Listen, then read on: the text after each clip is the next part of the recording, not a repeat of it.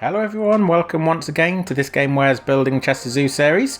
With this week's episode we'll be focusing on the Tropical Realm, a large hothouse type building that is home to a wide range of amphibians and reptiles, some mammals and more than 30 species of free-flying birds. The building itself was opened in 1964 and has been through a number of changes since then. For instance, the roof used to be a full glass structure, but in a bid to make the building more energy efficient, some of the glass was replaced with more heat type materials. Unfortunately, this may not have had the effect the zoo was hoping for, and problems with heating the structure have continued since then. The area of the building facing into the chimpanzee enclosure was at one time part of the chimpanzee habitat, making up their indoor living space. This part of the building also had a walkway for visitors to look out over the chimpanzees. This area has been replaced by the chimpanzee house as seen in episodes 13 and 14, and this is actually also due for replacement in the coming years, though COVID-19 has set the zoo's renovation plans back and it remains to be seen just how far back that will be. The entire building was quite strange to build and posed a number of challenges. For what is in theory just a very large greenhouse, it required a surprising array of different materials to create, with 6 different roofing materials and 4 different wall styles to get even some way close to the real building. It feels like the building is made up of multiple different buildings in a range of styles that have been knitted together over time to create one large structure, whereas I'm of the understanding that this entire thing was put up at the same time. I'm willing to believe that I'm wrong in that, so if you do know, do let me know down below in the comments. When you look at the way the former chimpanzee house meshes with the main building, for example, it's easy to see that they might have been separate entities, since the join is anything but clean. It's very strange the way they have put that together.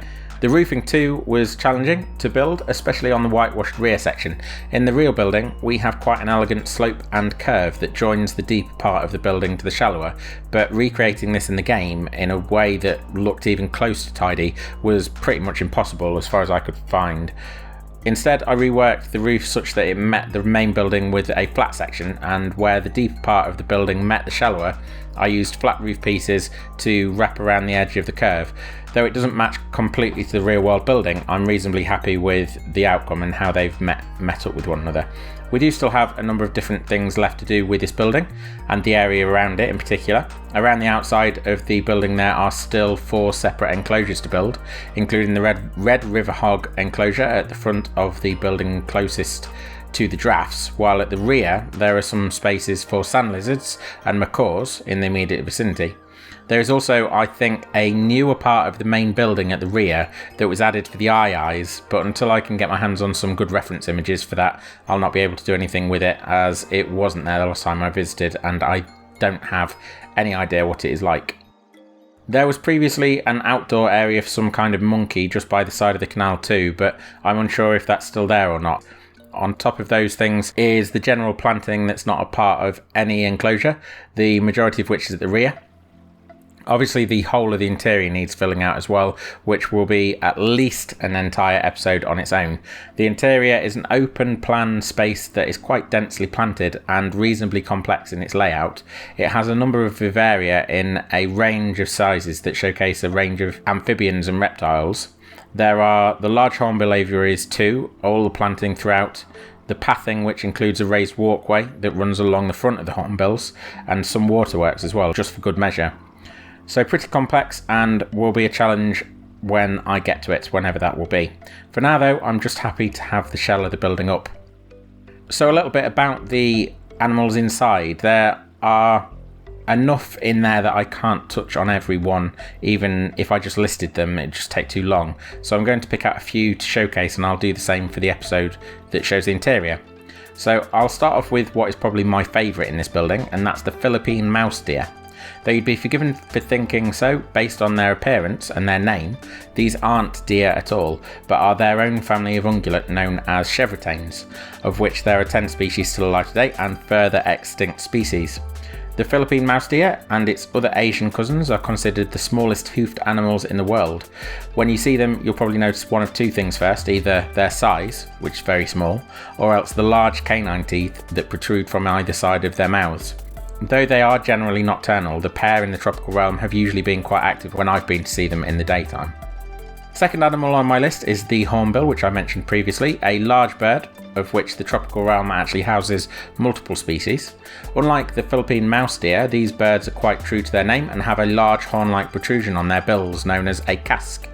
Across the range of hornbill species, this structure has evolved to serve multiple different functions, including serving as a resonator to emphasize calls in some species, a simple reinforcement of the bill for others, while the helmeted hornbill has a solid casque that it uses for aerial jousting. The hornbill is known too for sealing up the opening of their nest with the female inside, leaving just a small hole for the male to pass food to her and their young.